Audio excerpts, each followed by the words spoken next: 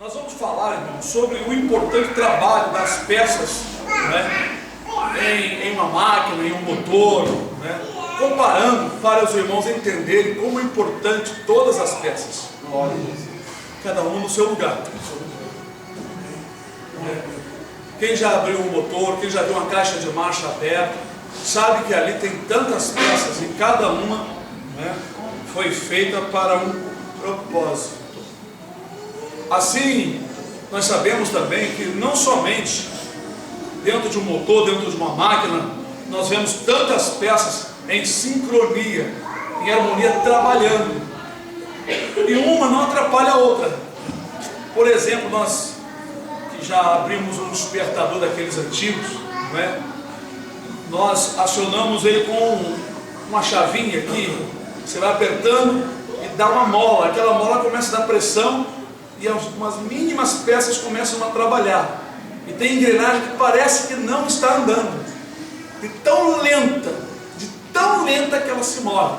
Tem outras que já vai, mas cada uma na sua vez, cada uma na sua parte. Mas o interessante é que aquela que parece que está lenta, parece que não está fazendo nada, mas se tirar aquela que está tão lenta, as outras não funcionam.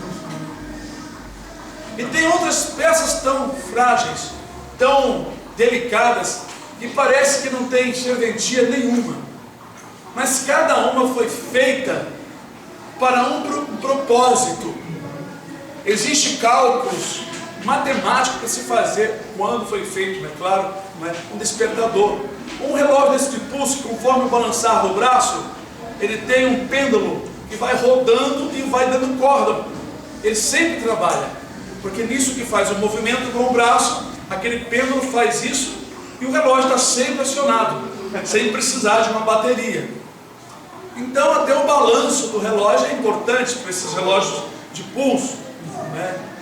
Então nós vemos como são importantes as peças, mas cada uma é feita de maneira que há uma precisão, tanto do material, não é, quanto na posição que se encaixa.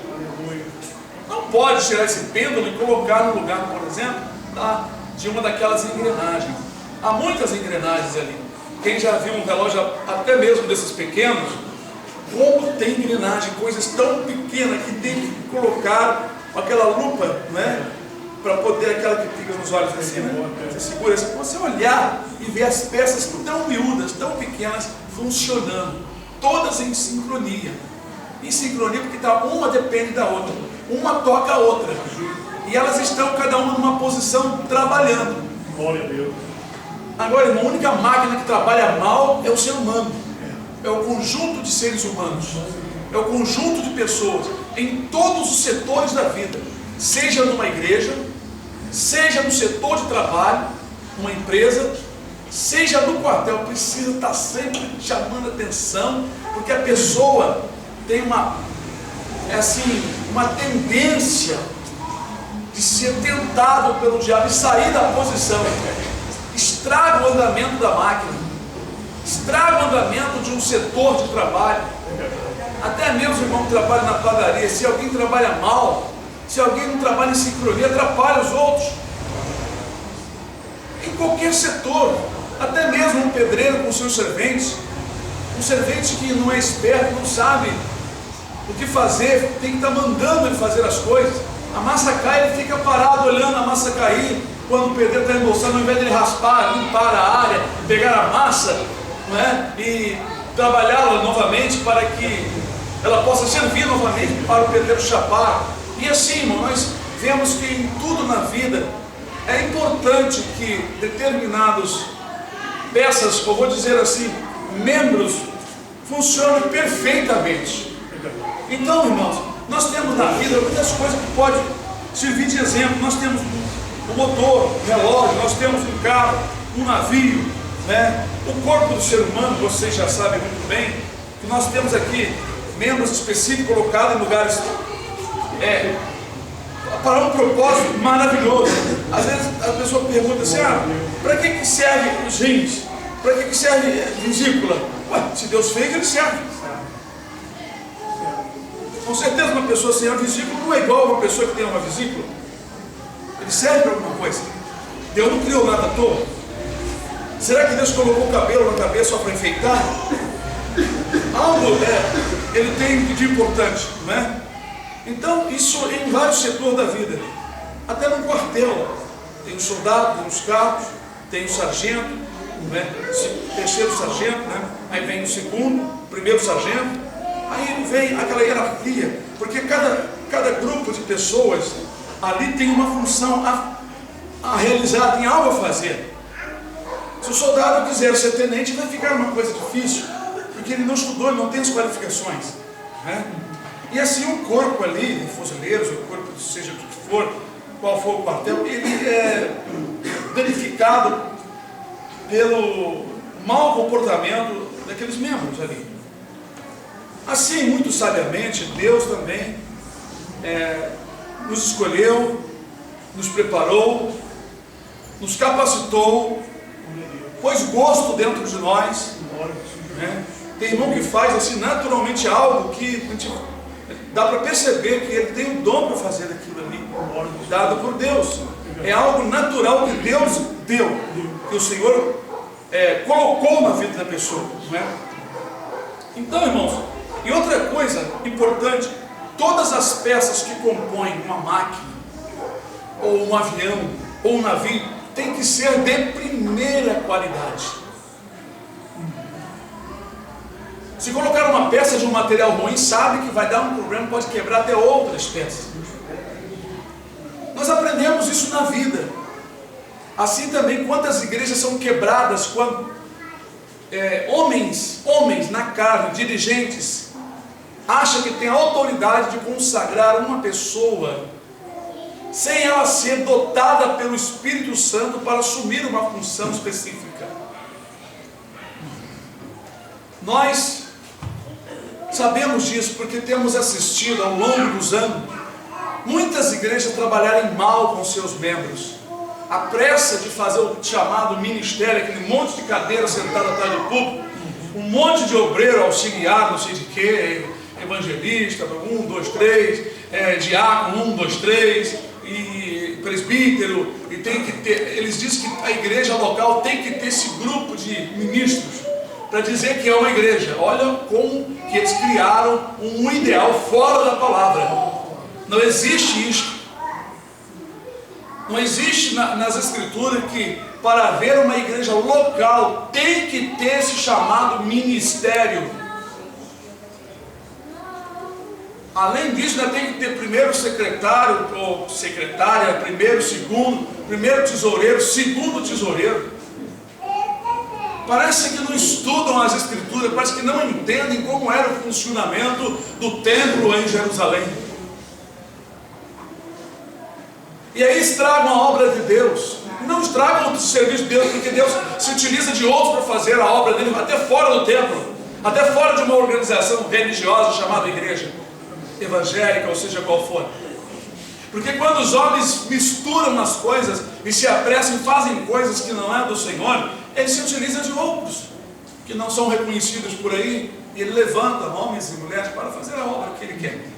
Ele capacita, porque às vezes os homens são assim muito desorganizados. Uma desorganização em qualquer setor, até dentro de casa, as coisas saem mal. Pessoas de uma função que ele não tem dom, não tem qualificações, ele causa, sabe o quê? Vamos dizer assim, ele atrasa, ele freia o andamento da coisa. Uma peça ruim, uma peça, por exemplo, de má qualidade, no meio de outras engrenagens, vamos dizer uma engrenagem, aquela peça dentada, cheia de dentinho, aquela rodinha cheia de dentinho, uma engrenagem de má qualidade, de material ruim, ela vai causar um desgaste, porque as outras sendo de primeira qualidade, vai causar um desgaste, e esse desgaste vai causar uma folga, e essa folga vai começar a fazer as engrenagens trepar uma na outra, e aí a máquina para. Assim acontece na igreja. Quantas igrejas estão caminhando, irmãos, lentamente e erradamente, porque pessoas colocam homens e mulheres para fazer coisas por aí que nunca foram chamados por Deus. Às vezes nós conhecemos pastores, líderes que vê membros que sabem falar bem um pouquinho, que sabem ler bem, guarda versículo, já consagra essas pessoas, achando que essas pessoas estão preparadas espiritualmente pelo Espírito Santo, só porque elas sabem falar bem. Nós conhecemos advogadas, mulheres que falam tão bem, melhor do que um homem de repente na frente de uma obra, mas ela não foi ungida para pregar o Evangelho, não foi chamada para ensinar. Ela é somente uma advogada, mas fala muito bem, fala em público, fala num palco, fala diante dos políticos, mas pregar a palavra com a unção do Espírito, por ela não ter sido escolhida, ela nunca terá a mesma graça. Amém. Verdade. Pode Deus escolher um homem, uma mulher que fale pouco, que seja até tímido, mas Ele vai falar com a unção, com o toque do Espírito. Ou seja, o Espírito Santo vai usar a pessoa para falar o que é necessário. Espero que vocês estejam entendendo. Não é por muito falar que seremos ouvidos, ou por sermos uma pessoa destacada, que Deus vai escolher. Deus escolhe quem Ele quer. Amém. Ele não escolhe pela sua capacidade de uma faculdade, dos irmãos que tem aqui, porque os irmãos falam muito bem, tem um linguajar desenrolado. Ele não escolhe por isso. Paulo, sendo um homem culto, ele disse: vede, irmãos, a vossa vocação, que não são muitos nobres que são chamados, mas Deus escolheu as coisas vis e desprezíveis deste mundo para confundir as sábias, porque quem prepara a ferramenta é Ele. Todo-Poderoso. Só Ele. Nós vemos esse assunto nas Escrituras, como que os apóstolos eram zelosos. Veja que a primeira ordem para se consagrar alguém era saber se ele foi provado no tempo que ele estava na igreja. Provado. Não é provado com teste de português ou de outra matéria, ou teste de seminário, como criaram essa ideia. Provado, irmão, no seu modo de viver. Como que ele se sobressaiu, como que ele enfrentou a situação, como que ele respondeu, como que ele agiu quando ele foi afligido, quando ele foi deixado, quando ele ficou sem nada, como que ele se comportou. Tem pessoas que não conhecem muito, mas já tem assim alguns versículos, algumas passagens gravadas, porém o seu comportamento está de 10-0 em outros irmãos que têm um conhecimento profundo da Escritura, mas não tem um bom testemunho, não passou nos testes, é desqualificado como manda aqui. Os homens de Deus não podem ser cauda, tem que ser cabeça, quer dizer, não é mandão, é dominar as coisas que quer lhe dominar. Desejos, anseios, sentimentos, considerações, aparente, amigo. Ele tem que dominar tudo isso. Glória a Deus. É como uma peça num relógio. Ela não pode ser de má qualidade. Ela tem que ser feita com um material bem feitinho, que seja colocado ali. Ela é uma engrenagem, ela é feita de maneira que os seus dentes encaixam perfeitamente no momento exato que o relógio vai assim, né, dando aquele aquilo vai tudo isso num sincronismo, encaixando devagarinho e vai tocando o ponteirinho, né? O ponteiro de segundos, o ponteiro de minuto, e da hora que você vai não ver mexer. Então, irmãos, nós vamos ler agora sim, vocês podem ficar de pé. Nós vamos ler agora algumas passagens das Escrituras. Uma delas, muito conhecida, em Efésios 4.